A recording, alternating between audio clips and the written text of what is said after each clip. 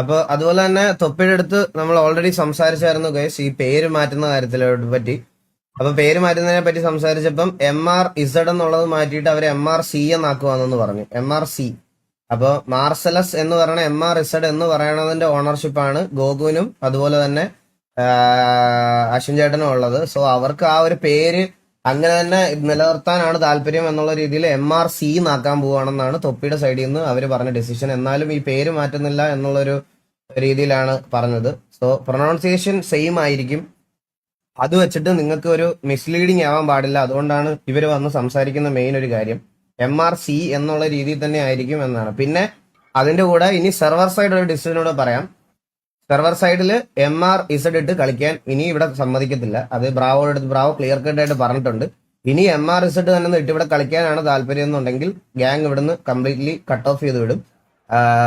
വേറെ MRC എന്നോ അതൊക്കെ അവരുടെ ഇഷ്ടമാണ്. നമുക്ക് പറയാൻ പറ്റൂലല്ലോ, അതിടാൻ പാടില്ല. കാരണം MRC എന്നുള്ളൊരു സാധനത്തിൽ റൈറ്റ് പറയാൻ നമുക്ക് പറ്റത്തില്ല.